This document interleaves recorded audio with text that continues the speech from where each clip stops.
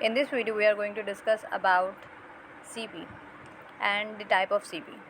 CP basically cerebral palsy को कहते हैं और इसको जो है वो दूसरे अल्फाजों के अंदर बच्चों का स्ट्रोक भी कहते हैं. ठीक है. इसमें होता ये है कि ड्यूरिंग द चाइल्ड बर्थ या during the period of gestation मुख्तलिफ़ वजूहात की वजह से वो फैक्टर जो है वो कोई बैक्टीरिया वायरस इन्फेक्शन या फिर जो है वो कोई हैमरेज हुआ हुआ है, किसी भी वजह से अगर ब्रेन के अंदर ऑक्सीजन नहीं पहुंचती है तो उसकी वजह से ब्रेन का कुछ पार्ट जो होते हैं वो डैमेज हो जाते हैं. ठीक है. जिसकी वजह से सीपी हो जाता है यानी सेरेब्रल पाल्सी हो जाती है. इसमें होता ये है कि सेरेब्रल पाल्सी को हमने 3 कैटेगरी के अंदर डिवाइड किया है.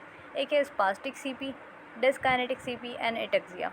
एंड इसकी जो चौथी टाइप है वो बेसिकली मिक्स्ड सीपी कहलाती है. इसके अंदर 2 या 2 से ज़्यादा टाइप जो है वो आपस में मिल करके ज़्यादा जो है वो सीवियर कंडीशन पैदा कर रही होती हैं.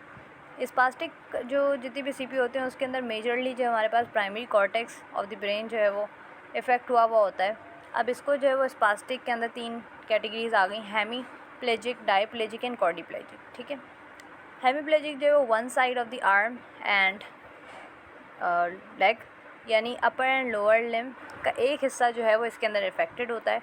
डायप्लेजिक के अंदर जो है वो दोनों लिम्ब्स चाहे वो लोअर हो या अपर जो है वो इफ़ेक्ट हो जाते हैं. क्वाड्रिप्लेजिक के अंदर जो है वो चारों लिम्ब इफ़ेक्ट होते हैं. अच्छा, क्वाड्रिप्लेजिक के ये तीनों जो है यानी स्पास्टिक जो गेट पैटर्न होता है या जो स्पास्टिक सीपी होता है इसके अंदर जो है वो पिरामिडल ट्रैक्स जो होते हैं वो इंटैक्ट होते हैं. अब हमें पता है कि पिरामिडल ट्रैक्स जो होते हैं वो ब्रेन के अंदर या फिर जो है वो वॉलंटरी मूवमेंट को कंट्रोल करना उनका काम होता है. सही. तो उसकी वजह से जो है वो इस तरह के पेशेंट्स के अंदर हम लोगों को डायप्लेजिक के अंदर ख़ासतौर पे सीज़र गेट मिल रहा होता है और इसके अलावा इनके अंदर बैलेंस कोऑर्डिनेशन नहीं होती और साथ में साथ जो है वो टोन जो है वो इंक्रीज़ हुई होती है बिकॉज इट इज़ स्पास्टिक. डिस्काइनेटिक के अंदर जो है वो मूवमेंट में बहुत प्रॉब्लम होती है यानी इसके अंदर जो 2 टाइप है इसके अंदर पूरी बॉडी इंटैक्ट होती है. कोई एक हिस्सा या एक लिम्ब जो है वो इफ़ेक्ट नहीं होता, one side of limb effect नहीं होते बल्कि पूरी बॉडी जो है इसके अंदर इफ़ेक्टेड होती है. कहीं पर जो बॉडी की टोन इंक्रीज़ हुई होती है, कहीं डिक्रीज़ हो जाती है, जिसकी वजह से जो इनवॉलेंट्री एक्शंस हैं या इनवॉलेंट्री मूवमेंट्स हैं वो देखने में मिल रही होती हैं. फिजिटिंग हो सकती है, फ्लक्चुएशंस हो सकती हैं. इसकी जो 2 फर्दर टाइप है एथेटॉइड और डिस्टोनिक, इसके अंदर जो है वो बेसिकली डिस्काइनेटिक के अंदर बेसल गैंग्लियन जो होता है वो हमारा इफ़ेक्टेड हो जाता है. उस तक जब ऑक्सीजन नहीं पहुंचती तो हमारे पास डिस्काइनेटिक सीपी देखने को मिलता है. ठीक है. एथेटॉइड, अब हम लोगों को पता है बेसल गैंग्लियन के अंदर जो 5 न्यूक्लियस होते हैं उसके अंदर से अगर प्यूटामिन जो है वो इफ़ेक्टेड होता है तो एथेटॉइड यानी स्किल्ड मूवमेंट परफॉर्म करने में जो पेशेंट है उसको प्रॉब्लम आती है. डिस्टोनिक के अंदर जो है वो ग्लोबस पैलेटिस जो कि स्केलेटल मसल की मूवमेंट को कंट्रोल करने वाला न्यूक्लियस होता है वो इफ़ेक्ट होता है, जिसकी वजह से टोन डिक्रीज़ हो जाती है या इंक्रीज़ हो जाती है. Some part of the body में ये हम लोगों को फ्लक्चुएशन देखने को मिल रही होती हैं.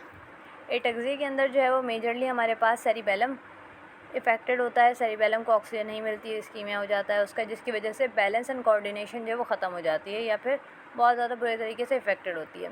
इसके अलावा प्राइमरी कॉर्टेक्स के भी कुछ हिस्से जो है इसके अंदर इन्वॉल्व होते हैं.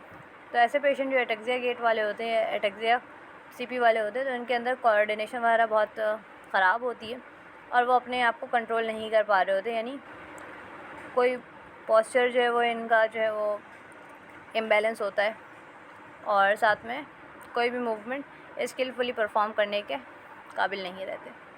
मिक्स सीपी के अंदर जो है वो सारे यानी 2 या 2 से ज़्यादा टाइप जो है एक साथ मिल करके ज़्यादा एक सीवियरिटी वाली शक्ल इख्तियार कर लेती हैं. अच्छा, डिस्काइनेटिक और एटेक्सिया जो है उसके अंदर एक्स्ट्रा पिरामिडल ट्रैक्स जो आते हैं वो इंक्लूड होते हैं जो कि स्किल्ड मूवमेंट से रिलेटेड होते हैं. ठीक है. So this is all about the type of CPs and I hope that this video will be helpful for you.